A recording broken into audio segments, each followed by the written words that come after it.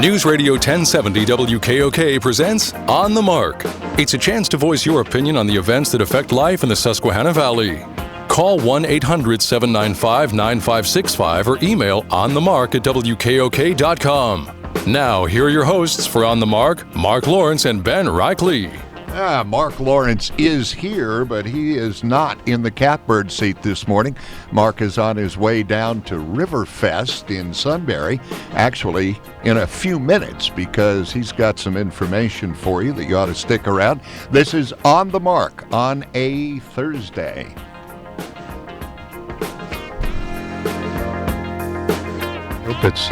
It is Friday, right? Oh, yeah, it is Friday. We got to be Friday. Thanks. I was looking around for what Mark was pointing at. Microphone wasn't on. So do the days matter when you're retired? Yeah. That's the reason I don't know. On the Mark, brought to you by the Sunbury Motor Company, family-owned dealership since about 1915. 4th Street, Sunbury, routes 11 and 15, Hummel's Wharf. They'll have 100th anniversary next year at Sunbury Motor Company. I'm going to sign up for the free car. They invite you to visit the Quick Lane on North 4th Street in Sunbury. I made up that about the free car. They specialize in all types of service on vehicles. This is true. State inspection, nitrogen for tires. Open Monday through Friday, 7 to 7, and Saturday, 7 to 3. And by the way, that's AM to PM. And don't forget, our solar and Lenape Solar In-Basket is live this morning on the Mark at WKOK. Lenape Solar, you'll not only boost the value of your home, but see a significant return on your investment. Well, and you know Mark and I are very envious, because we do have to remember what day it is during the week. Oh, man. Listen, I never, ever bring up to working folks that I'm retired, because when I used to hear that when I was working, I used to go, it'll never happen. Well, Mark and I are looking at each other. Yeah, we wish we could be there. Absolutely. Well, the funny thing was my days have blended together this week, because we sort of been working on the festival a little bit every day. And so after a while, we're like, okay, what day is this? If it's today, I have to do this tomorrow. Where are we? Okay, well, that's fantastic. When are the train rides? Like what? So that's not, yeah. So it blends together. When did you guys move Riverfest back to September? It's not. It's in August. It feels like September. Oh, I see. Okay, I was going to say, yeah, it'd be beautiful down there, though, for the weekend. Well, strangely enough, it's because of climate change that the weather's cooler. Now, a couple of things are happening. One is a little report on River Festival wouldn't hurt at all. But first, there is a problem in Sunbury that's so many reasons, so inconvenient. Right. Yeah. Thank you very much. Allie Stevens has been at the scene of this fire all morning, and she filed a report. Here's the transcription of it. She says fire heavily damaged the Friendship Hose Company in Sunbury. Fire started around 6:45 a.m. and quickly spread to 3 alarms. The fire chief, Ted Kipple, tells us the fire started in the kitchen area near the bar on the first floor and spread throughout the 3-story structure. The building was heavily damaged. All of the city area fired apparatus and equipment responded to the scene, and all of the fire apparatus that belongs to the Friendship Hose Company was saved and rescued, and they were able to completely access the first floor and quickly remove everything of significant value that could be removed in a hurry. Fire Chief Kipple says no one was in the building at the time. The fire was under control by about 8 a.m. Multiple fire crews from Sunbury, Northumberland, Shamokin, Upper Augusta Township, and some Union County companies responded either in the direct fire fight or in a standby capacity. No injuries across the board. Fire under control. Fire marshal will help confirm the cause of the fire. The fire company is looking for a new location in the city to house fire trucks.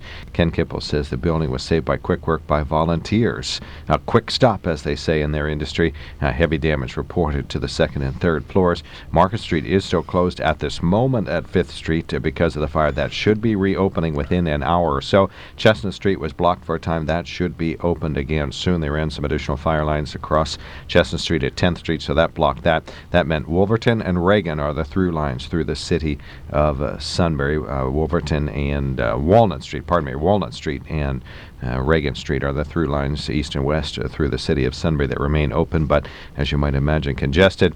And Front Street is blocked at Market for the Sunbury River Festival. So we'll have all kinds of more information about this a little bit later on. Now, let me ask you a couple of questions, and it may be too soon to know this, but is the Friendship Fire Company now now out of service for a while, or now certainly their bar will be, but will they be able to answer fire calls after today? Yeah, they are not out of service. They are listed as in service right now, and the firefight that they're at is the one at their fire hall.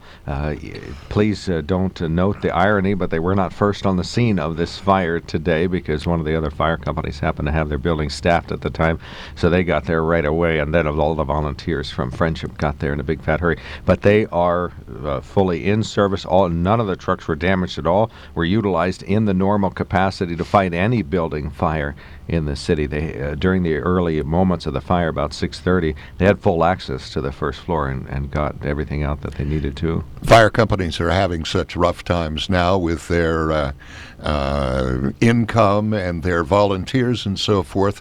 I certainly think this is quite a setback, but Sunbury does have an extremely active group of fire departments. Well, I think it would be a setback and a significant inconvenience. Finance-wise, we know they have insurance, so that that will certainly help put them back on their feet. And who knows if the hall will be inhabitable with the second and third floors heavily damaged. It remains to be seen whether they could be able to put the trucks there. But as Allie reported, they will look for new quarters, at least temporarily. And so big garage, and of course the city pulls together under these circumstances. So yes, a major inconvenience. I don't know what's on the second and third floor of that building, whether it was apartments or storage or what it was. Didn't it say started in a bar on the? Well, they're on the first floor. There's a kitchen that's associated with the bar, but they also serve food there occasionally for the general public. Oh yeah.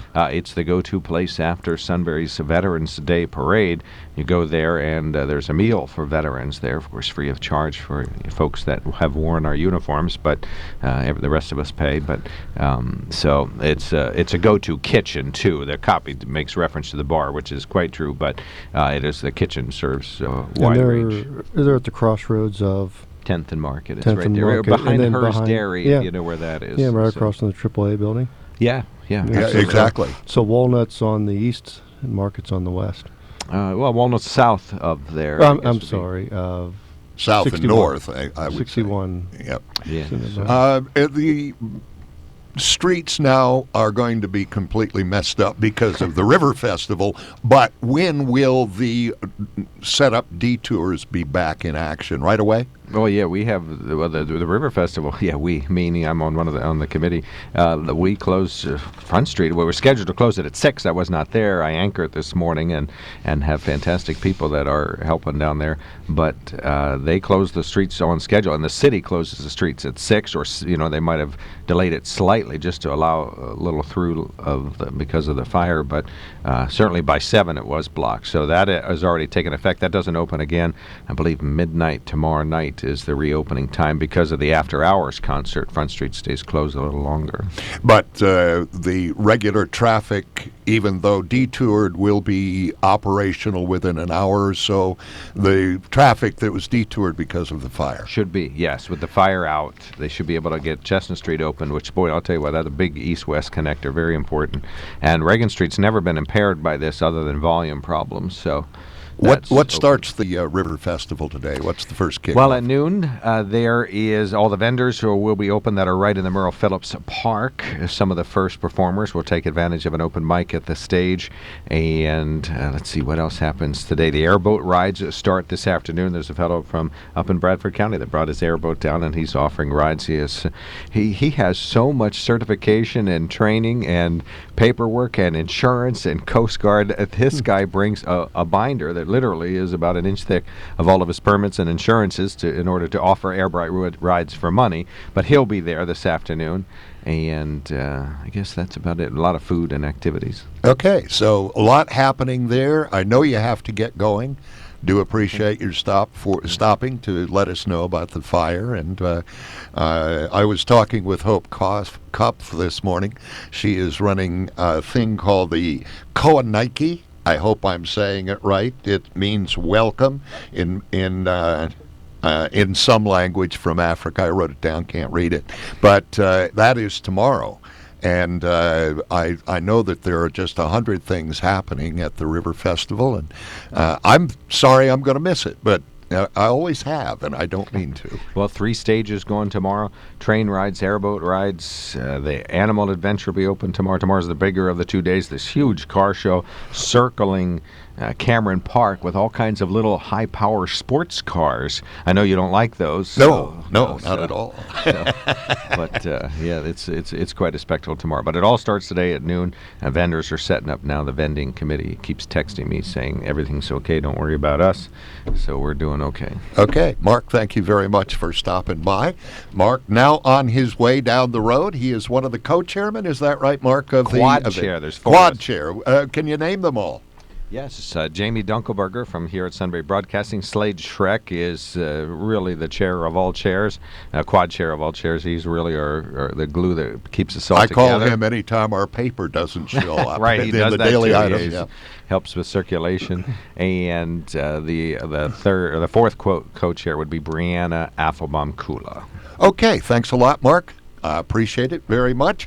And I'll tell you what we ought to do, Ben, before we get into anything at all here, and we got lots to talk about. Let's get Kevin to take a break for us. We only have about a minute to go here. A minute break, and we will be back on the Mark on WKOK.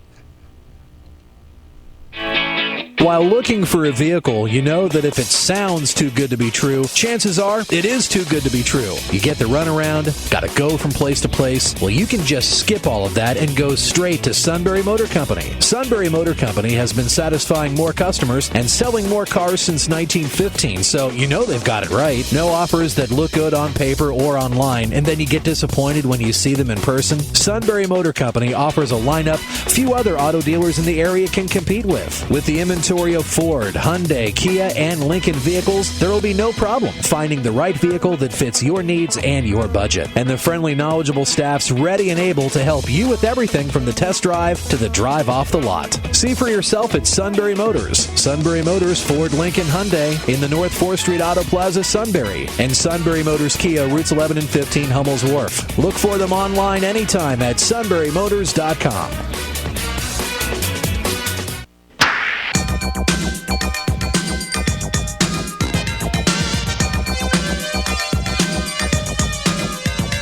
Okay, we are here. Ben Reichley is across from me this morning.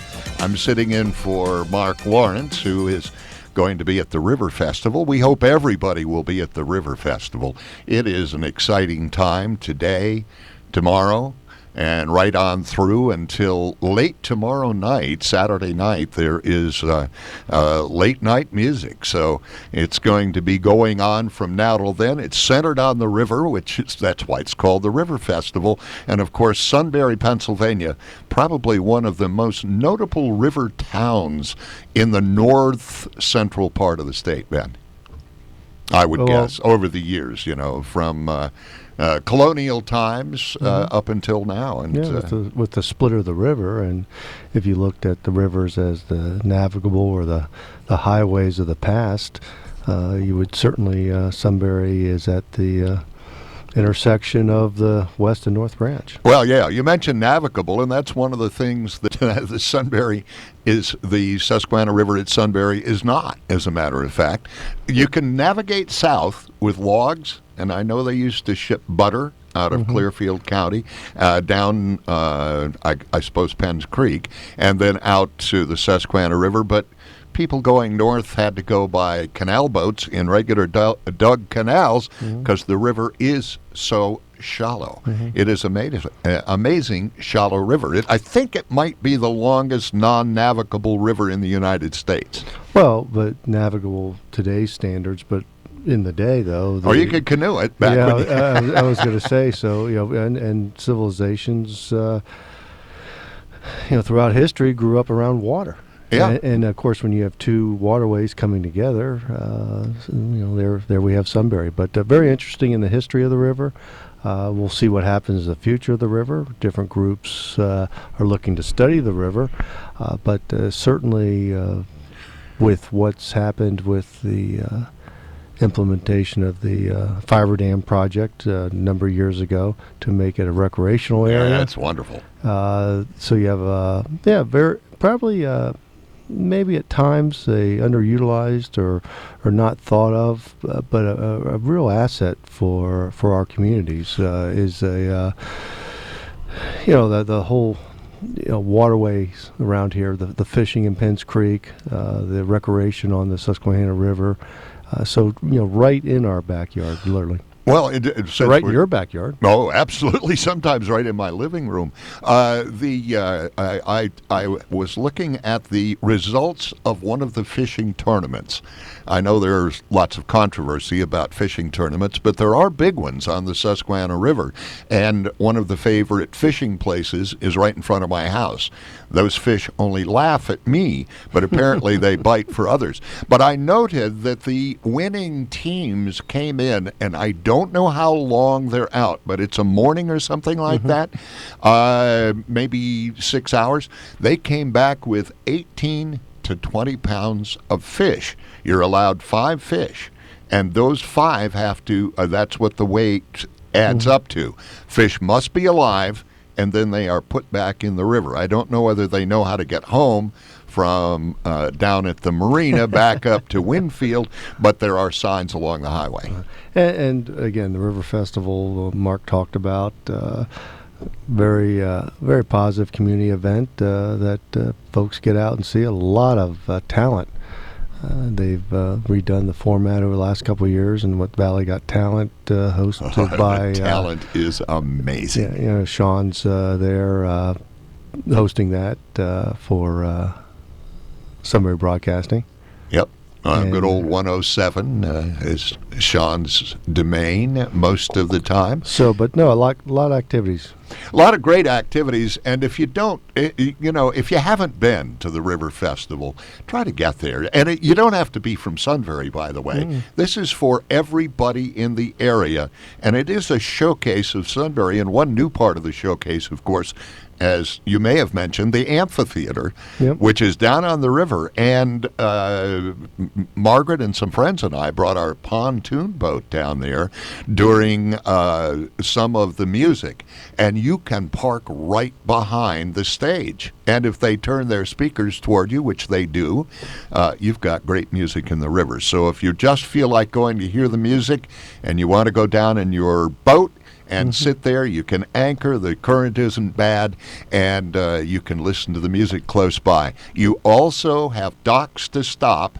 You can go up and buy some of the wonderful food for sale at the River Fest. Plenty of food there. Plenty of food. I'm sure you will see fried everything. Oh, up there. But also there's some healthy foods. There's really? What happened? There's some fruits. There's some smoothies. There's some things. At least I believe last year they had that. So also going on in our area. And if anybody's driving through Lewisburg and looks over at the hotels, or even down in Selinsgrove on the Strip, Little League World Series is in the valley because of you could see the hotels are packed with cars from license plates from all over the nation. So all over the world, really. But they got people from all over the world here. But again, a lot of New Jersey, a lot of Illinois, down towards Selinsgrove. The hotels are crowded, and also 2 young ladies playing for the in the Little League World Series, playing for their China, I believe, in one team, and then the Philadelphia team has Monet Davis, who she's a stellar player, really. Probably a first-class pitcher at her age when she's coming in off of 13 strikeouts. So be interesting to see what happens up at the Little League World Series. And let me see here. I'm reading the story as you're telling me this, and let me just read this because it sounds different from what you said just offhand. 2 girls will be competing in the Little League World Series for just the 3rd time in the tournament's 68 years history. Their playing days don't have to end there, and unlike many of the 16 girls that have preceded them, there's a future for Philadelphia's Monet Davis and Canada's Emma March to beyond the fields of South Williamsport. So it is Canada and not China. I don't know. I was told it was China, and I saw the report. If it's Canada, then it's Canada. We'll stand corrected. And I believe that's a Vancouver team this year. Oh, okay. Which would be very much like Canada, probably. I would think. I would imagine. Okay. And by the way, British Columbia. I'm sorry. Yeah, Vancouver was a couple of years ago. It is British Columbia. They will refer to themselves as British Columbians, then Canadians. Yeah, this is one thing that I have never learned, the provinces of Canada and how you talk about them. I believe she's of Asian descent, playing for the Canadian Emma team. March doesn't really sound that way, but it could well be. I believe certainly. that. Right. By the way, they could play in high school and beyond. I didn't realize this. A 17-year-old female high school pitcher from Florida recently drew batting practice to the Tampa Bay Rays, or threw it actually, and another woman is pitching in the NCAA. Davis has been dominant. She threw a complete game and only gave up 3 hits in the team's victory in the regional final last week to reach South Williamsport. Davis and March make their Little League World Series debut today. Davis threw an absolute gem in that Mid-Atlantic Championship against the Delaware team from Newark. And they were a good team as well. Wasn't Philadelphia, those two teams, the Philadelphia team and the Delaware team, literally 18 miles apart from each other, but had to go to Bristol, Connecticut to play? Yeah, that Newark, Delaware, and Philadelphia, and they had to go to Bristol to win it. The Philly Fanatic was there that day because both teams, obviously, with the proximity to the Philadelphia Phillies' home city. As you guys both know, Kevin Hers across the way there, he's the voice in the background, the voice that's disembodied. Ben Reichley is here. Both of them big ball sport fans, and I'm not. What do you think about a young lady playing baseball in Little League and going on? What happens if the big leagues turn into the ladies' leagues? Well, I don't believe it's a gender issue. It's a talent issue. Good. I'm glad to hear you say that. Well, why wouldn't you say that? That's what the sport's based on. But, Kevin, I think the team to beat right now is the team out of Chicago, out of Illinois, the Midwest American team with they have just a powerhouse. They have a young Willie Mays on their team. I can't think of the young man's name now, but he hit 3 home runs the other day. But they he's from the Jackie Robinson West League in Chicago. Yeah, and just a stud at his age. But that might be the team to beat because they're coming in on a roll. They're outscoring their opponents phenomenally. So look for this. If that Chicago team makes it into the finals, maybe even the semifinals, don't be surprised if the President of the United States isn't at a Little League game. I have Chicago and Philadelphia in the U.S. Championship game next week, South Korea and Japan in the International Championship game. You're not taking Saudi Arabia? Is Saudi Arabia there this year? Or Bulgaria? No. Czech Republic. Czech Republic. The Czech Republic, I think, is the one you're thinking of. Is it kind of interesting that most of these countries play baseball at least almost as well as we do in this country, and we're still having trouble figuring out whether to call it soccer or football? Is soccer more difficult than baseball? Is baseball more widespread? No, it can't be. Because soccer's the biggest sport in the world. No, but sure. I mean, but baseball's being played, and they've planted the seeds over the years. But remember, baseball in Asia became very big because of the Americans during World War II, and a work ethic like no others are some of the Asian countries. But the Taiwanese, who dominated for years, were just literally baseball machines at their age. But you look even in pro baseball now that the Asian players coming over with the disciplines and with the true fundamentals. You look at pro basketball now. You're seeing the Europeans and some of the other countries bringing players in, and maybe athletically not as good as the Americans, but fundamentally sometimes as good as or better. So I think sports is becoming very worldwide, and the United States does drive that to a degree because of the popularity and of a sport like baseball or basketball, football.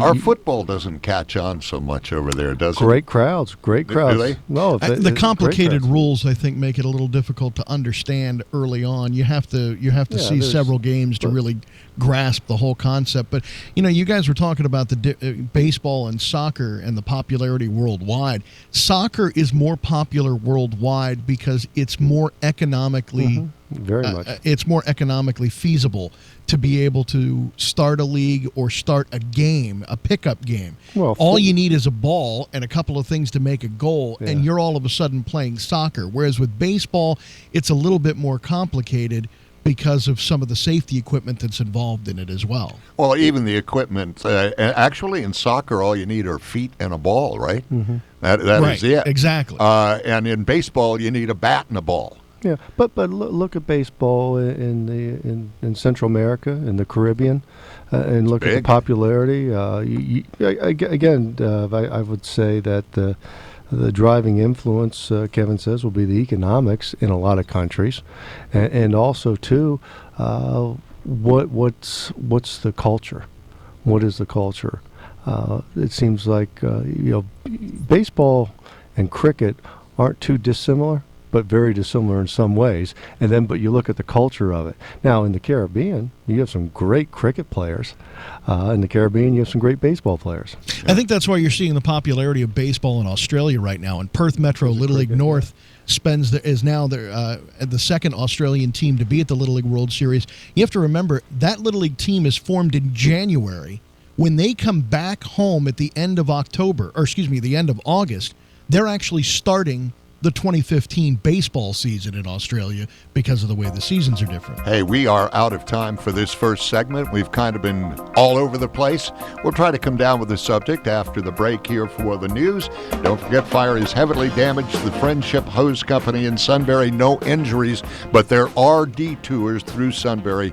We'll get into that when we come back after the news. You are listening to On the Mark. I'm Fan Mitchell, sitting in for Mark Lawrence. Across from me is Ben Reichley, and through the window glass, darkly, is Kevin Hurd. WKOK Sunbury.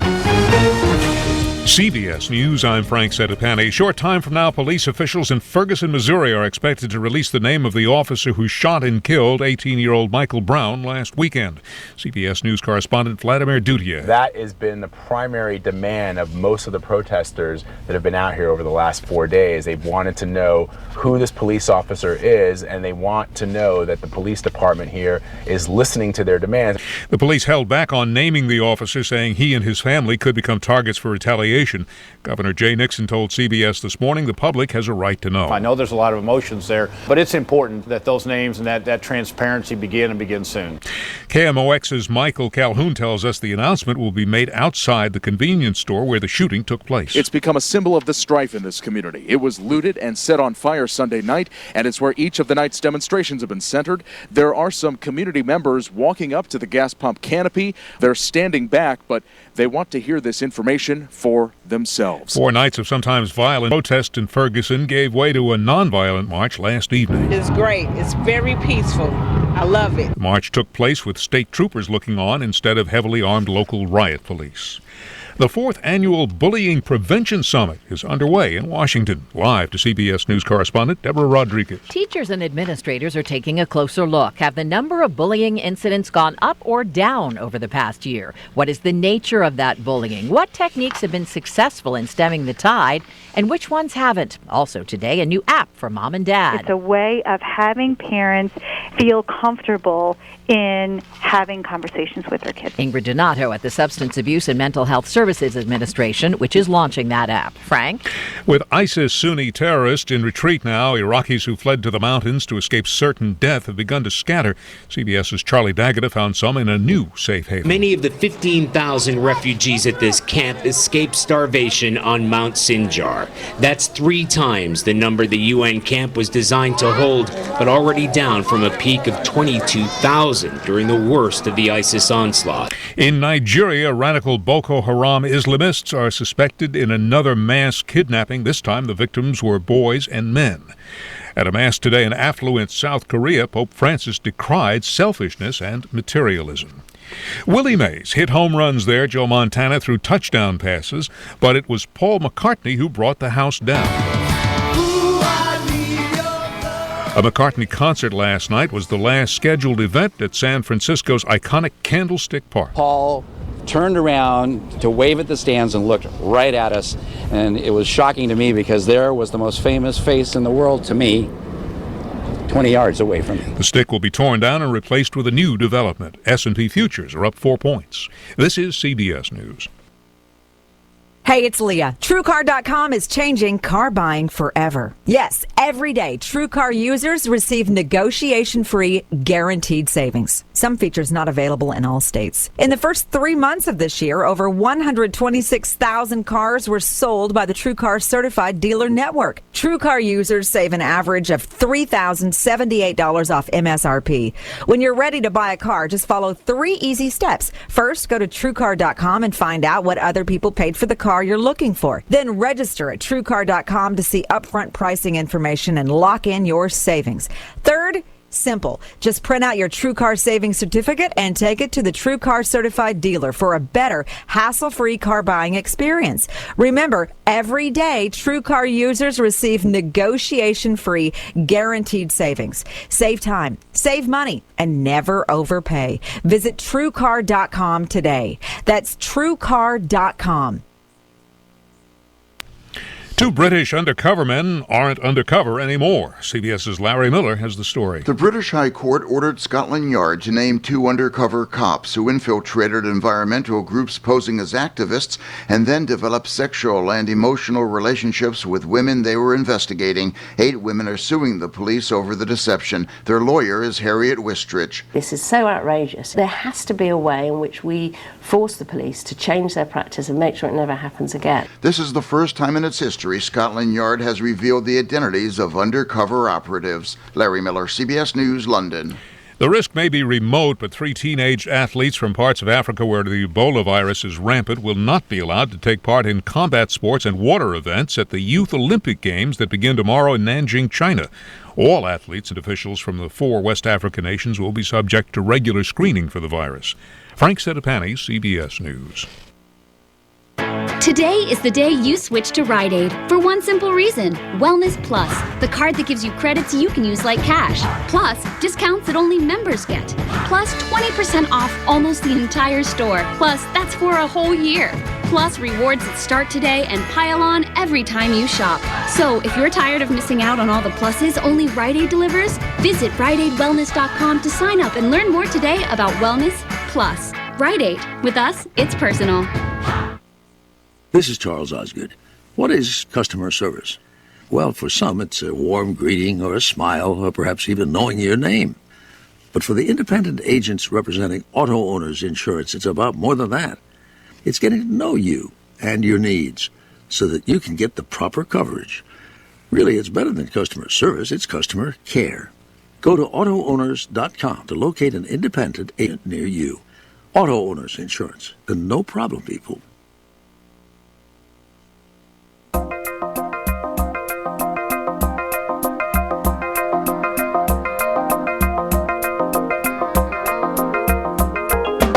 Newsradio 1070 WKOK presents On the Mark. It's a chance to voice your opinion on the events that affect life in the Susquehanna Valley. Call 1-800-795-9565 or email onthemark@wkok.com. Now, here are your hosts for On the Mark, Than Mitchell and Ben Reichley. Good morning, everybody. I'm Than Mitchell, sitting in for Mark Lawrence. Ben Reichley's across the way from me. How you doing this morning, Ben? Good, Dan. And Kevin Hur across through the window, as I said darkly, on the other side. He doesn't get himself on camera very often. Did a couple of weeks ago, broke the camera, so they gave up on that. This is On the Mark, brought to you by the Sunbury Motor Company. They're the fine folks down there on 4th Street in Sunbury. By the way, with all the traffic stuff in Sunbury right now, although it's clearing up very well, and of course the Riverfest is there blocking things off, you can get to Sunbury Motors with no problem at all. For their Riverfest of Savings. That's right, a Riverfest of Savings. Hey, we better write that into the script, I think. I think you'll hear about it in a couple of minutes. Okay. Sunbury Motor Company, no, sunburymotors.com is how you check them out online. And you can build a Ford car or truck to your specifications. Clip on a coupon for the Works Fuel Saver Package. That's the Sunbury Motor Company. And, of course, our solar email in basket. It's solar because it's powered by the sun, and Lenape Solar is the sponsor.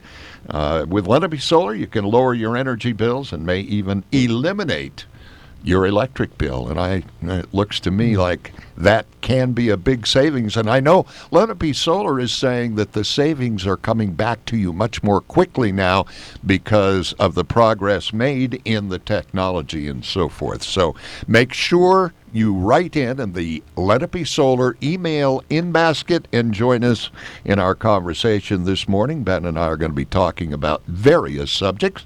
We also have an open line, and the line is 1-800-795-9565.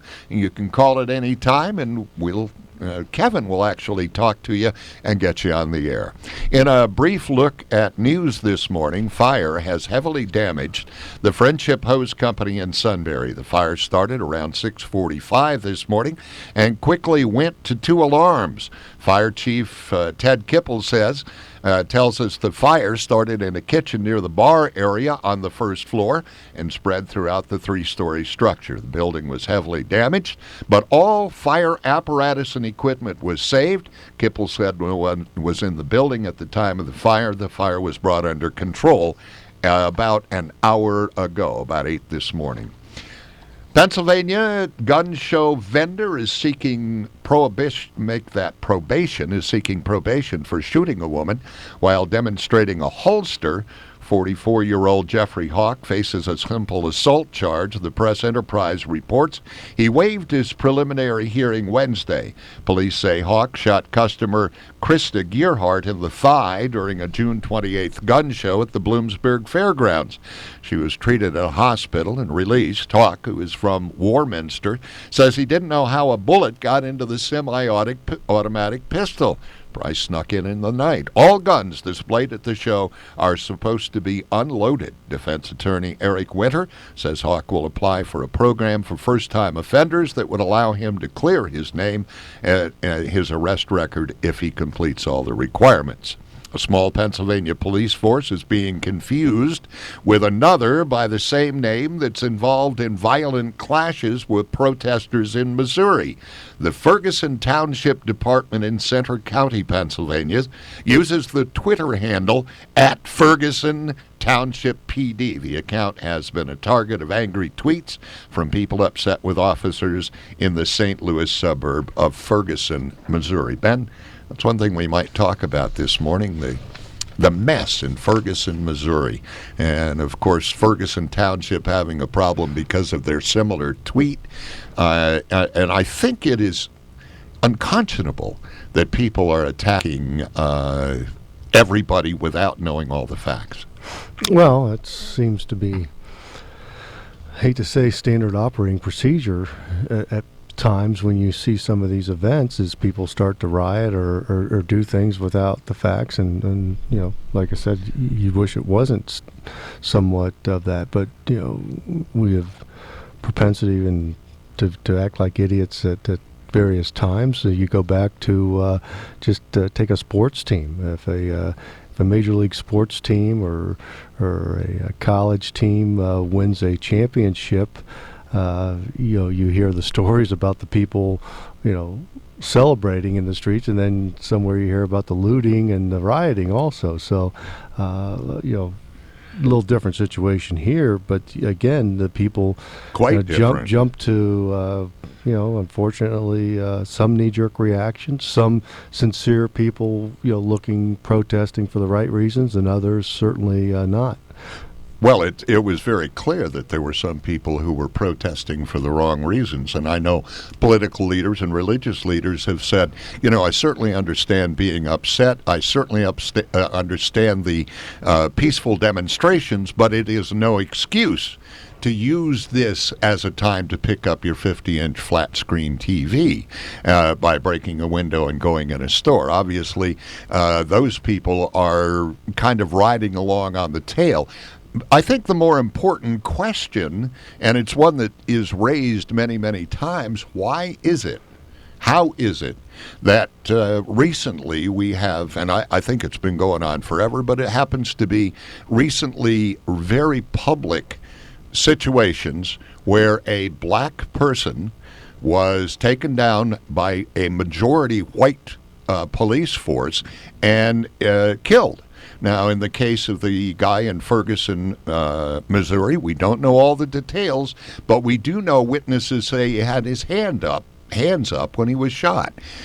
In the case of Martin down in Florida, Trayvon Martin down in Florida, he was shot unarmed, and people are saying, but that wasn't the police force. No, it wasn't the police force, but it was a vigilante, and it is a community security guy, wasn't he, or something? Well, he thought Task he was. Force? Yeah. Okay, yeah. so.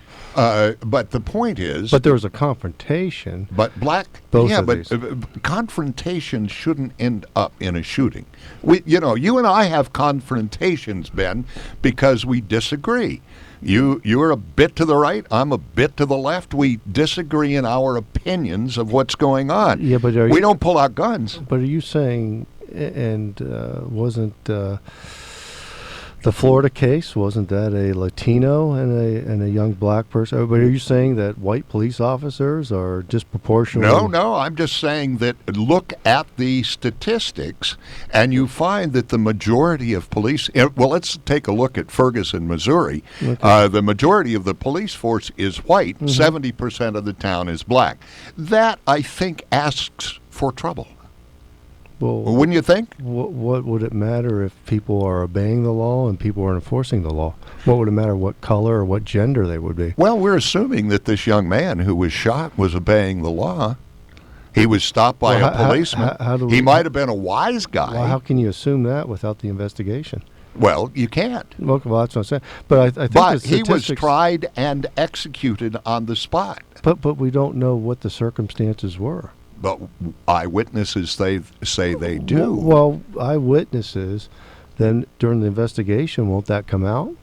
I would think so. But we have the problem of people being upset now. Well, talk to lawyers about eyewitnesses. And unfortunately, eyewitnesses aren't sometimes the best witnesses in the court of law. We will be lucky if there was a police cruiser with a camera in the window aimed at this. That will tell us a lot of tales. But I believe the statistics, and you can look at it, is that the number of young black men who are killed with guns are killed by other black men. It's 89 or 90%. Unfortunately and tragically, you're right. So you have Al Sharpton and Jesse Jackson and these people who are involved in so-called race relations, which they seem not to progress. They almost regress. Why aren't they in Chicago right now with a full court press on what's going on in the black community in Chicago with those youths? Because you would think that would be a priority for them. Let's see what Dave from Montoursville's thinking this morning. Hi, Dave. How are you? Good morning. Part of the thing that they're not overly broadcasting was that police officer that shot this young lad in Missouri has facial swelling and so forth, where this guy supposedly climbed into the police car to try to take his weapon away from him before he was shot. That's what the police are saying. I agree, yeah. Yeah. And then, so you've got a policeman that's got bruises on him, to match his story, and you got this young lad's friend that, no, we were just standing in the middle of the street with our hands up, and he came out and shot us. Well, if he would have just stepped out of the car and shot him, how would the cop get all the bruises? You know, I mean, so there's a lot of questions there, and I don't think at this point either side should be 100% believed. You know, I agree. We need the investigation. We actually need those cameras on the police cruiser to figure this out. But now what we have here is a police force, you know, let me take devil's advocate. Police force trying to protect their own and also protecting the peace. Because if they say that the policeman was attacked, that means the young man was somewhat at fault. I don't think enough to be to be shot, but he was somewhat at fault. So the police are protecting themselves, rightly so, I agree with it, and the people around are upset because an unarmed 18-year-old black kid got shot several times by a white policeman. But what does it matter what race they are? The thing of it is, you know, whether this guy would have been a policeman or not, and to say somebody, okay, they're unarmed and they got shot. Well, okay, if this 18, even 15 or 16-year-old youth, and it, again, regardless of the color, if they're beating someone, and that someone has a firearm, and to protect themselves and shoots the person that's beating them, you know, and like in the case of the Trayvon Martin deal, you know, you can't come off with it, well, I'm unarmed. Well, that's great if you're unarmed, but if you've got enough physical strength that you can beat that tar out of somebody, that they're fearing for their life, they deserve to be able to fight back in some way.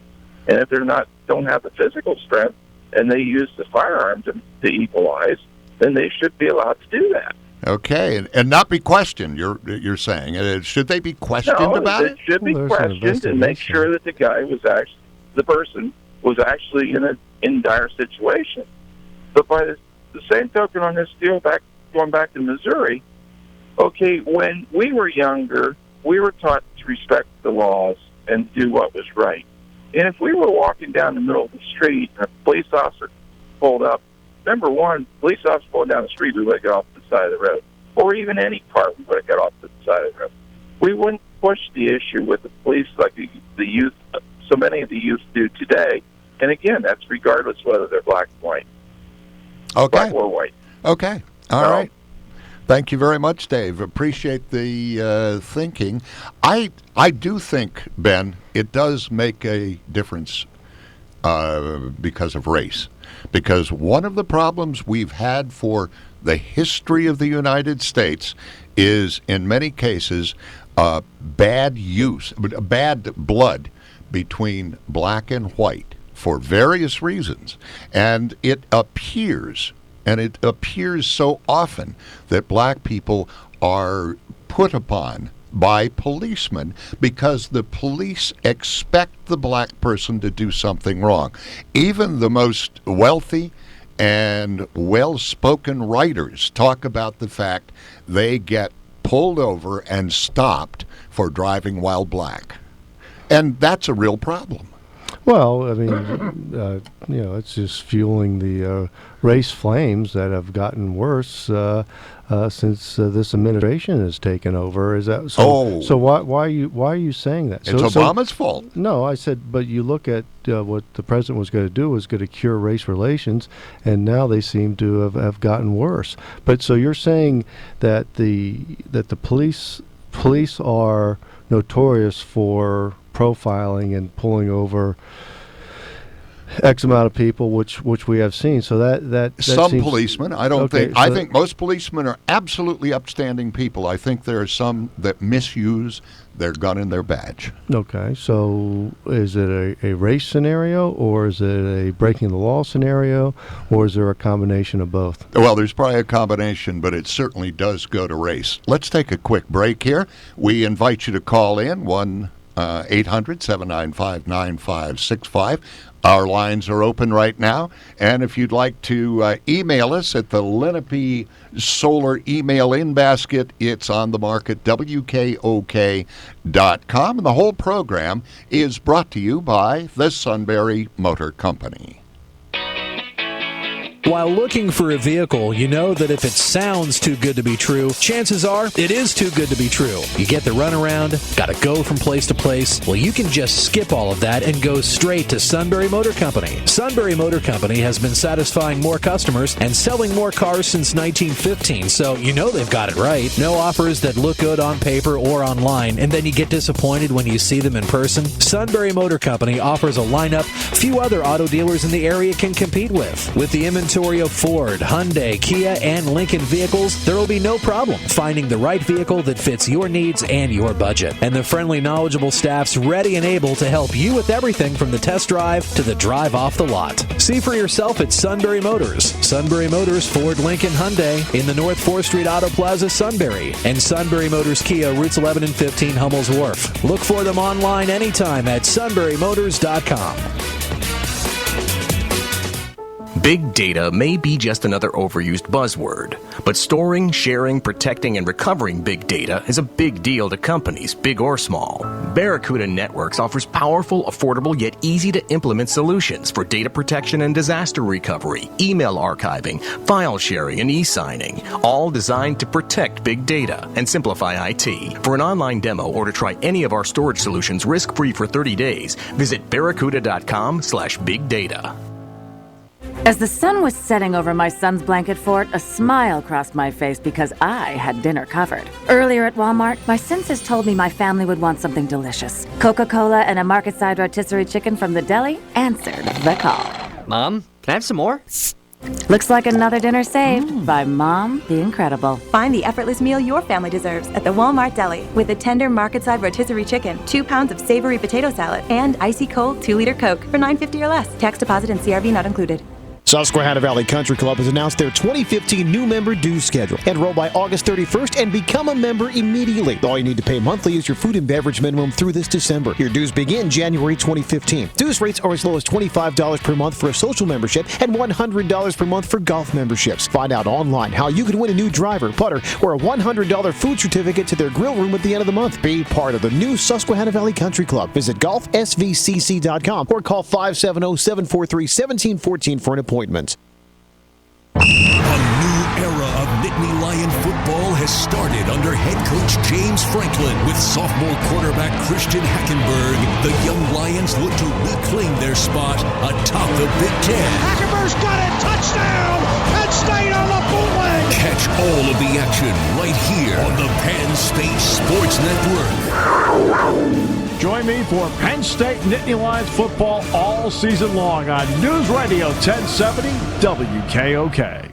Ebony and ivory live together in perfect harmony, side by side on my piano keyboard. Oh Lord, why don't we? And we are back. I want to let that play out for a little while. That was kind of nice. But I think it is a black and white situation. And we're talking about Michael Brown Jr. From Ferguson, Missouri. And why are the people so upset about an 18-year-old boy unarmed being shot by a policeman, regardless of race? Now, let's make it this way. I don't think you're a boy at 18. I would say a young adult. But that's part of, but then if it's a race issue, then what's going on in Chicago?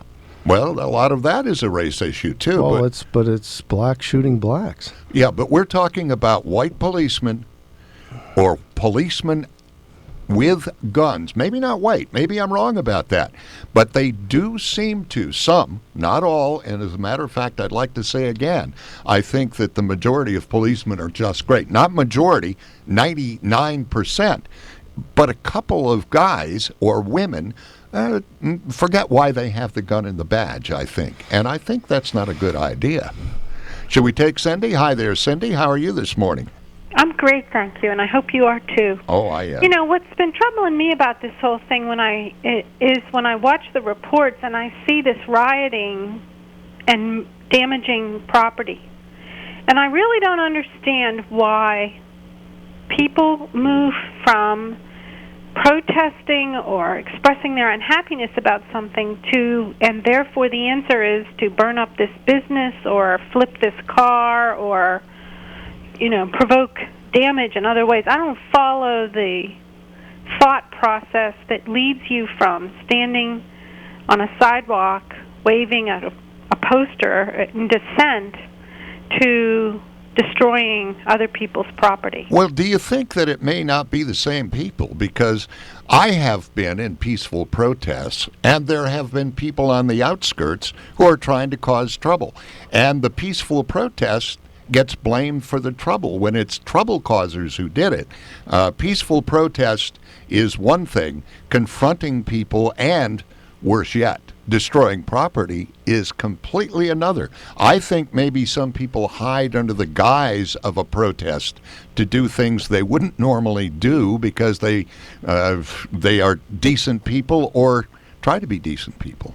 I see. So what you're saying to me is it's not the protesters who are changing their behavior. It's another group of people who are coming in, exploiting the protesters. I have no idea. I said, is it possible? Do you think it's possible? I have no idea. I've never been and hope never to be a part of that kind of behavior in terms of You've never protested anything? I think it represents a danger to every individual there. It's not only the actors, but the people who are only trying to state their opinion.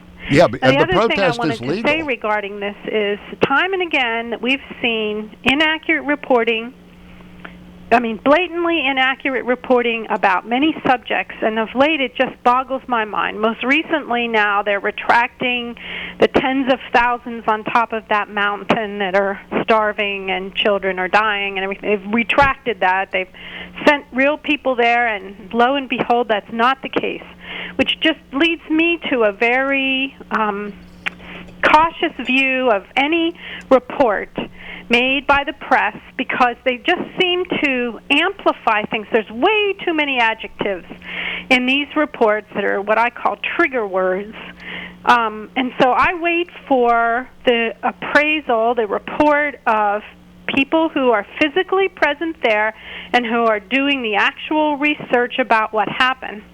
And it seems to me that we, as a society, and as people listening to these news reports, have to really be skeptical when we hear these things.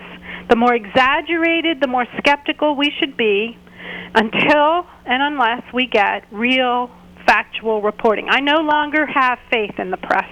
Okay, thank you very much. Hi, Chris. How are you this morning? Hello. I think you're right. The race does matter very much in this issue. I don't see how anybody could avoid noticing that without being willfully blind. Well, which issue? Because they don't know what the race of the police officer was. No, we don't know the race of the police officer, do we? That doesn't matter. Except that I think we do know. Yeah, I think we do too. But no, they haven't released the name of the officer yet, but you can make an assumption. Yeah, the assumption is there. I think the witnesses said he was white, yeah, or at least appeared white. Since white, but it's a question of police versus black people, not black police or white police versus black people. That's true, but doesn't it exacerbate the problem when it's white and black? The very racist about all this is look at the difference in reaction between conservatives and people, and Dave's comment about the policeman had some bruises. I mean, big effing deal. He had some bruises. So he shot somebody in the back who was running away, and then shot him 7 times when he turned around and held up his hands. Okay, but again, are you speculating, or do you know this for sure? Well, that's what the very dispassionate witness said. Well, time will tell on the investigation. Now, the other what thing happened. is, consider this for your racism on the right. Look at the difference in their coverage of this versus the coverage of the Nevada thing. The Nevada thing. Yeah.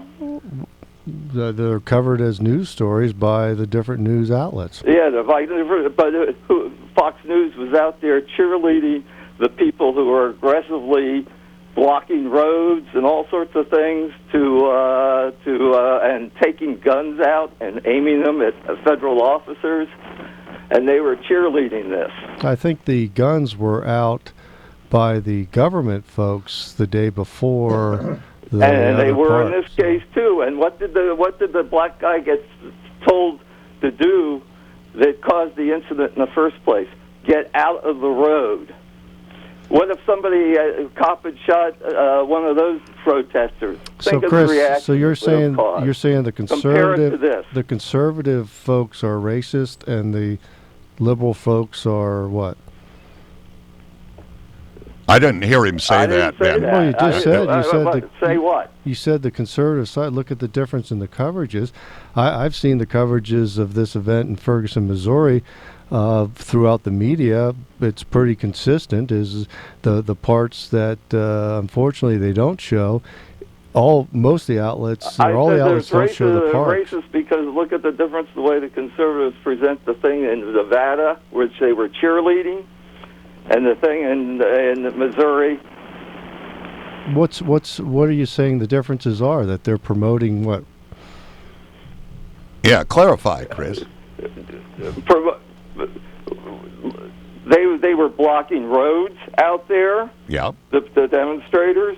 The police could have removed them with tear gas and everything, but they didn't. Okay. All right. So isn't that true? Go ahead, Ben. They left. They What? turned around and left because it was a futile attempt to do what they were doing, and there was no. What do you mean they no succeeded? They did not. They left. The government.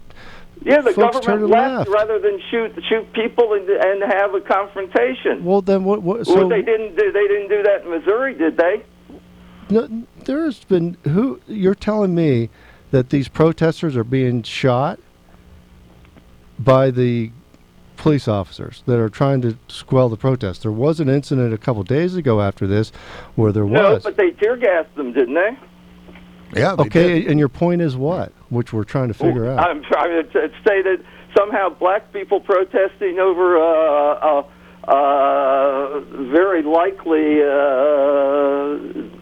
bad Come on, shooting Chris. that the police These guys weren't are revealing looting. information. These people are get one looting. treatment, There was and no people who looting show going up on. and point guns at federal officers and block roads out in Good Nevada luck. to support a lawbreaker. No, Chris, are treated they're looting. completely differently. They're looting. Good luck. They don't know they Jesus. weren't. Were they last night? Were they the night before? They were night What before they looting were was going looting. on the 2 night nights ago before? they were looting. 3 nights ago they were looting. So there's a difference in the protesters and the looters and the way they're trying And to. what if they'd shown up and pointed guns at the police as part of the Where? protest in Missouri? What do you think would have happened, Ben? But Oh, you're not Chris, racist good because luck. you can't see race, just Oh my like gosh! Colbert. You're one of the. You are a race baiter, say Chris. it. Come on, say it, Ben. Come on. You're Good a luck. race baiter Good there, luck. Chris. I'm a That's what race Ben baiter. said. Good luck, Chris. Oh, you and me and Chris, the Reverend, huh? Chris, Reverend Al. Chris, you're so far off. What? You're What am I so off far about? off of this. So you're Did saying did saying that Fox News and the conservative media and the police reaction all Chris. changed because one was rural white people and one was city black people. Yes or no? No, it didn't at all. And the It media didn't. It was outlet, the same. you're They looking treated at them the same. Chris. You're looking at the Ferguson is that there's protesters and looters, and then there's demonstrators against what happened. And what you're seeing the media coverage is unfortunately they're showing And how the about looters this- and they're showing that. So if you want to talk about race relations and where the people should be at, go up to Chicago, and that's where the priority should be because blacks are shooting blacks, and the numbers are just a sad scenario what the numbers are of the people that are being killed. Chris, thank you very much for calling in. I'm going to stop this simply because, Ben, we're not talking about blacks shooting blacks in Chicago. Yes, we're talking about, be. That's another discussion. What we're talking about is, in the first place, doesn't it look kind of odd for a bunch of demonstrators in Ferguson, Missouri, facing what looks like a SWAT team that's about 18 deep with those amazing uniforms on, and the demonstrators are being peaceful. You're buying right into the left-wing spin on this, and that's the whole thing. Let's talk about the demonstrators and talk about the looters, and there's two different groups here. And you don't see the problem with the stormtroopers coming in to quell a black demonstration. You don't see a problem there. It could be. They're not quelling it. They're allowed to demonstrate. They haven't stopped them from demonstrating, have they? No. See, again, you're reading right down the path where you want to do this and say, okay, now they're stormtroopers. They're in outfits. Man, you can read you. I'm sorry, I'm just not as superior. You are a left-wing liberal that cannot get out of the 60s. That's what you are. Ben, I just want to say, in the real world, you called them stormtroopers. You said they're quelling the demonstration. They're not doing any of that at all. In the real world, it's not just left and right. It's people with ideas. You're a 60s throwback that doesn't work anymore. That was last century. Sticks and stones may break my bones. Hi, Paul. How are you this morning? The police are stormtroopers now down there. Hi, Paul. I don't know if this is a comedy hour or if this is supposed to be a controversial. Well, I'm laughing. Dan's always laughing because that's about the best he can do. Yeah. I'm a little deficient in the metal department, Ben told me. But go ahead. I didn't tell you that. You just told us that. And it's a simple question. And that is, if a foreign country can make a cap that states that one size fits all, then why is it that we as Americans cannot pass legislation and making a law that pertains to all? In what case are you talking about, Paul? Well, in any case, you're taking a situation now in which black and whites are fighting amongst themselves, and the difference between looters, rioters, and those that want to cause trouble. And if you go back to history, you'll find that there were people that did that because in the early days of the revolutions, they had people that went on board ships and threw the tea into the harbor. And that was a destructive means, but yet it was a way to get the attention.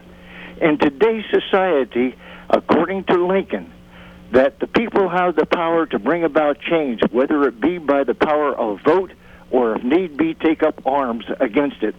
And he said that prior to the Civil War. So how do we take what our situation is today and not be able to compare it with the way in which we got here today?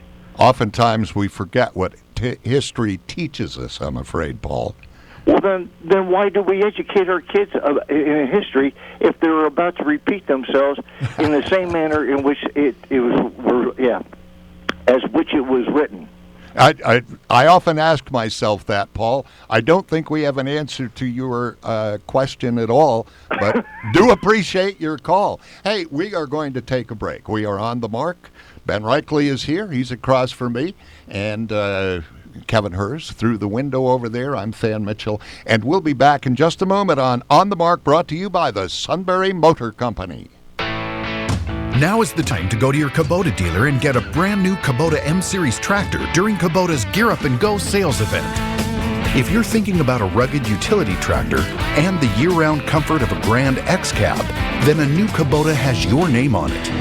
With a smooth-running diesel engine and IntelliShift transmission, your Kubota dealer is the place to start. Right now, get your own Kubota M-Series tractor for 0 down and 0% financing for up to 60 months. So for a great deal, think orange at the Kubota Gear Up and Go sales event. For more information or to find a participating dealer, go to Kubota.com. 0 down, 0% APR financing for terms up to 60 months on selected equipment now through September 30th, 2014. Not available for rental national accounts or government customers. 0% APR low rate financing not available with instant rebate offers. Financing available through Kubota Credit Corporation USA subject to credit approval. Other exceptions may apply. For more information, call toll free 1-888-465-8268. This is the one time, the one deal on America's #1 brand. It's the summer sell down at your Quality Plus Ford store. Your one chance to get a new Ford with 0% financing for 72 months. That's right, 72 months with 0% financing on almost every Ford vehicle in stock. Now you can drive an efficient new Fiesta, Focus, or Fusion and get huge savings. Summer sell down also includes exciting SUVs and crossovers like the Ford Edge, Escape, and Explorer. All with 72 months of 0% financing. But you must hurry, because this special offer is for a limited time only. It's the summer sell down at your Quality Plus Ford store. Your one chance to get 0% financing for 72 months. For complete qualifications and details, call 1-800-NEXT-FORD. Hurry. The summer sell down ends September 2nd. So go to QualityPlusFord.com, then get to your Quality Plus Ford store today. Here are some sobering statistics from a national insurance company. 82% of teens use cell phones while driving. 48% of girls are likely to speed 10 miles per hour over the limit versus boys 36%. And 76% of teens say they feel unsafe while another teen drives. Let's empower teens to promote smart driving. Tell them to take action if someone's been drinking, is speeding, or using their phone. This message brought to you by the stations of Sunbury Broadcasting Corporation, including Newsradio 1070 WKOK and Sealands Grove Ford, proud supporters of Susquehanna Smart Drive.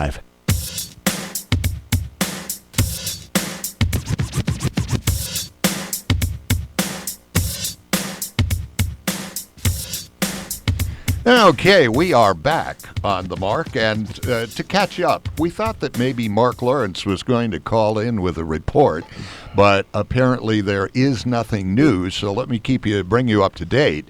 Fires heavily damaged the Friendship Hose Company in Sunbury. That's on 10th Street. It's kind of right across from the AAA office. Fire started around 6:45 this morning, and quickly went to 2 alarms. Fire Chief Ted Kipple tells us the fire started in the kitchen near the bar area on the first floor, spread throughout the 3-story structure. Building was heavily damaged. Nobody was hurt. All of the fire equipment got out, and it looks to me like we have Allie Stevens sitting down here. Allie, you got something new for us. Well, first of all, I wanted to apologize because I wrote Ted Kipple, and it's Ken Kipple. I'm sorry. No, it's not you. It's me. I messed it up, and he actually called the news department and said my name's Ken. Well, you're in big trouble. So Fire Chief Ken Kipple was on the scene, and obviously he was one of the first people there. He says it looks like the fire started in the kitchen near the bar area on the first floor, then spread through the rest of the building. Now, it's 3 stories if you've ever seen it. It's a big old brick building. They were able to get all the apparatus out of the building okay. They got that fire under control around 8 o'clock.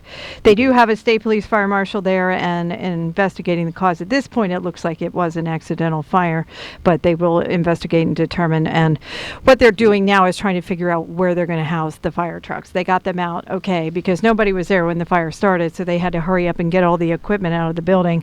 But now they're looking for a new location for them. Now, and they are going, do you know anything about whether they're going to rebuild the building? Are they going to save it? Are they going to have to tear it down? I was told by Kipple that it is salvageable, but it's not clear at this point what they're going to do. But the building is salvageable, but there is heavy damage on the interior. Allie, appreciate this, but we also wonder about the traffic patterns because we know the Riverfest has Sunbury pretty messed up to begin with. Well, the good thing is Chestnut Street is back open again. Okay. So that is the key there. You want to go down Front Street and you want to turn right on 61 Chestnut Street, and you can go straight through. I don't think you have any choice about turning right on you have to. Street. But before they had Chestnut Street closed at the fire scene, that has reopened. So you can take Chestnut or you can take Reagan if you're on the other side of the city. Okay, so it's really not going to be that bad. It's going to be now like a river festival. Yep. Not like a river with a fire, with right? a fire and everything. Yep. Allie Stevens, thank you very much from the WKOK News Department, keeping you up to date. Great thing to know that nobody was injured, and also a good thing that no trucks or equipment were ruined. I think it's too bad, of course, about the things that were lost on the 2nd and 3rd floor and in the kitchen, but those things can be replaced and are not absolutely essential. What'd you say? Certainly they can be replaced. Okay, and Now I'm thrown off. I have no idea what we were talking about. We were talking about Missouri and what happens when there are people who feel oppressed. Well, I think is where we are, and it's the business of race in this country. And there's some folks who have made that a business, but have race relations improved or disproved? And I think some people fuel the fire under it, and we certainly had people coming in here and making, as you see, going into Missouri or going into other areas, and probably exacerbating the problem instead of going with bringing solutions to that. Yeah, and part of the problem also is that some of the groups have to look at each other and say, what are they doing to help? What are they doing that isn't helping? And it's I think the governor of Missouri kind of did that when he said, listen, the local police are reacting way too harshly. I'm going to bring in the National Guard, and we're going to take this more. Wasn't that National Guard? It was the state police, and it was led by former Ferguson. That's right. It was the state police. But when they say reacting to that, again, the protesters, you talked about the protesters aren't allowed to there's demonstrators and protesters that are being able to march and do what they need to. It's the looters and the people that are there that they're there to prevent. And the businesses that have been looted aren't just white businesses, they're black businesses too. So again, you tell me what the scenario was that didn't allow the protesters to go because of a race scenario, a race situation, and I don't think it happened there. No, the protesters are out, and they are peaceful. There were people there who were not, and we're all against that. But the peaceful protesters did protest. Problem was that the local police apparently, and we don't know this, the local police apparently were overreacting. The governor thought so. Okay. I didn't hear that. Well, that's the reason I brought in the Stadies. Well, I think getting the Ferguson police out of the situation would be interesting. I mean, that was something that now hopefully turns down the flame of that stoking the fire down there. So hopefully that goes away. And gentlemen, this is just in now. We're receiving word that they have identified the officer is Darren Wilson, a 6-year officer who was treated for injuries from Saturday night. Police are also releasing a timeline and some details on the response of the robbery call, which sparked this. So that's all information that is coming out here momentarily. But the officer was identified moments ago as Darren Wilson, a 6-year officer who was then reportedly treated for injuries from Saturday night. Okay, so now things should calm down a little bit, I question, because we do know a little more about it. It's possible the officer was injured in the line of duty, and though I can never imagine why you'd shoot somebody who punched you in the face, it's not really return equally, that he may have had justification. You're making an assumption that you don't know. That's what I just said. Punched in the face, but how do you know there wasn't a conflict going on beforehand? If people wait for it to come out, and again though, there is the history that police departments in the past have protected their own. So there's obviously some frustration on folks. But again, you see, there's an airplane crash. All of a sudden, you have every person that any media outlet can get to talk about why it crashed, and none of them know why. Situation here, now people are protesting because you have a group saying this is police brutality. You have this, and again, some people sincerely believe that, and then other people just took advantage and made the situation worse, and that's the folks that were the looters. But also, too, Al Sharpton going down there does probably minimal at best to turn down the heat. That's really, I think Al's really good at calming down situations like that. He had a very bad time in New York many years ago. He's a horrible time. He has his credibility is probably below the level. Well, maybe for a white guy like you, but for black people, I think Al Sharpton has a lot of credibility. I think there's a lot of people who realize he's a race baiter also, and it makes money off the industry. What do you mean race baiter? Tell me what a race baiter is. He fuels it up. If you want to fuel it that this is a black and white issue, and you want to stoke those flames. So Al Sharpton. Wait a minute. Let me stop you there because I still don't know what is race baiting. I just told you. What? When you want to take a black and white issue, you want to fuel You don't the think this is a black and white issue? Not until people know. You think a white officer shot a black unarmed young adult, 18-year-old guy. You think that because it was a race issue? What does it look like otherwise? Well, so you think it was race? It has nothing to do with... I think it could be. I think if I were an oppressed race, I might think that I was being picked on. So if the same thing, they'll go through their point. So if it was a white young man doing this to a white officer, and the same thing happened, it would be what? It probably would be racial. A white officer shot a white. A white. Young adult. I'm sorry. No. But I'll tell you what, if the guy was unarmed with his hands in the air, it would still be murder. Well, that will be decided by the courts. Exactly. But it's still an incident. We should point out that the report or the spokesperson did say that it was a strong arm robbery, did not give any other details except the timeline of how officers responded and when the ambulance was called and so on. So they did refer to it as a strong arm robbery, but that is as far as they went with it. They did not discuss the incident in specifics at all. You know, we ought to take a break here, but I will read this email that just came in. We have 3 emails that have come in on That's right. The frustration with the black community has simmered for many years. Let me give you some examples of police bias. A friend of mine shared that he was stopped 3 times by police. 2 incidences involved a minor infraction while driving. In both cases, his car was automatically searched. I, being white, was stopped once. My car was not searched. In addition, there was a crime committed by a black person in a bar several blocks away. While walking, he was stopped and held by police until they were certain it was not him. And in one other case, he was entering a building, and while entering, he was stopped and his badge was examined. Other white people walking in were not stopped. So there's lots of bias with officials inflicted on the black community.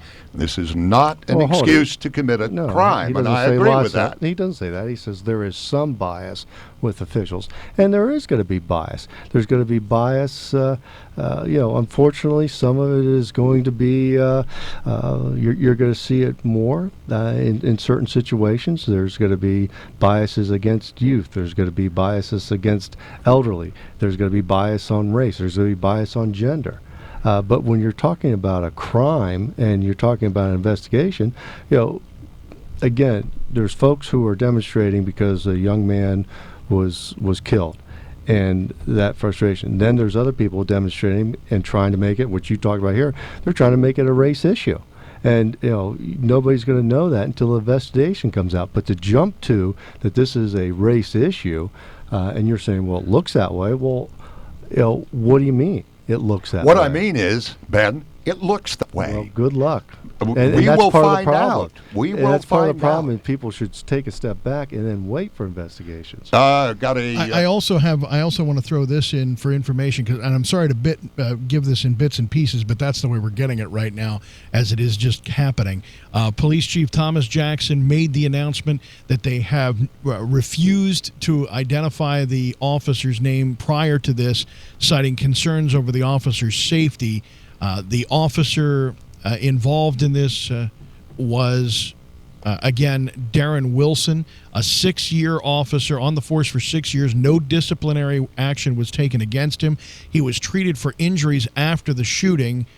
Police have said previously that the 18-year-old Brown who was shot after the officer encountered him, said one of the men pushed the officer into his squad car, then physically assaulted him in the vehicle and struggled with the officer over the officer's weapon. At least one shot was fired inside the car. The struggle then spilled out onto the street, where Brown was shot multiple times. Witnesses have said the officer fired on Brown as he tried to run away. So that's the information we have right now, and trying to put it together from all the pieces we've gotten over the last 5 days. So, little by little, we are learning more. And when we learn more, I agree with Ben, we will come up with some conclusions. Drew Bingaman, chairman of the Susquehanna Valley Libertarian Party, comes in with this email: with the militarization of the police force and all the police state policies, I see more Fergusons in the future. I can't agree with that from a standpoint that more Fergusons, if they're talking about the looting and things like that, you certainly hope not. But if you talk about the protection of property,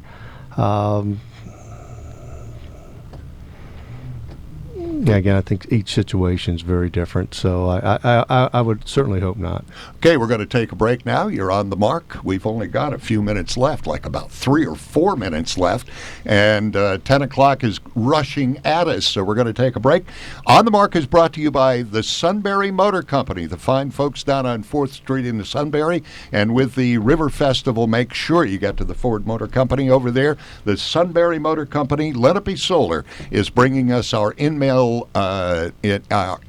in basket, or our in-mail e-basket at onthemark@wkok.com, and you can call us at 1-800-795-9565.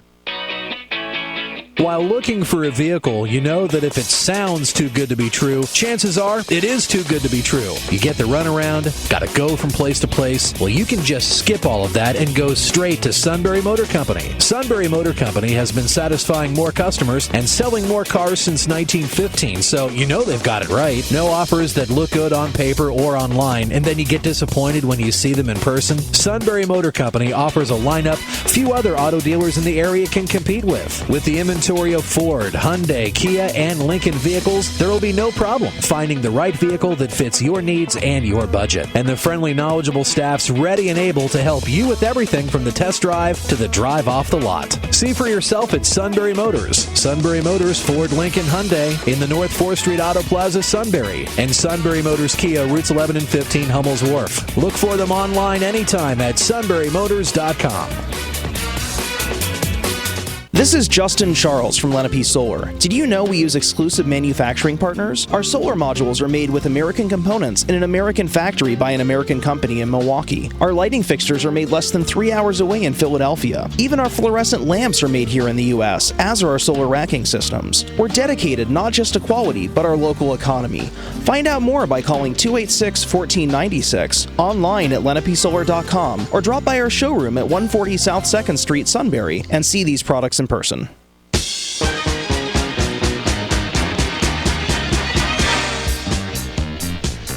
Okay, I think that's a shuffle. Does that mean we got to go shuffling out of here, Ben? Disco. Yeah, big weekend. So you're going to be up in Wellsboro at is it a blues jazz? It's a potpourri of music, actually. Okay. It's called the Hickory Fest, and it is a little campground called the Stony Fork Campground. And part of the reason that I love it so much up there, 2 reasons. One is I was born up in that area, so when I look out my window and see a straight up hill in all directions, I look and say, it's the Endless Mountains. Mm-hmm. And secondly, I met Margaret there 22 years ago. And it'll be everything from picking and grinning to bluesy jazz to just a good weekend. And a couple of adult beverages, as I know you like to talk about. Okay, Ben Reichley, thank you very much for being here. Kevin Herr gets us through the day when Mark's not here. Mark's down at Riverfest, and we invite everybody to get to Riverfest. You're going to have a great time down there. There are festivals everywhere, so wherever you are, go and party, have a good time. This is WKOK Sunbury.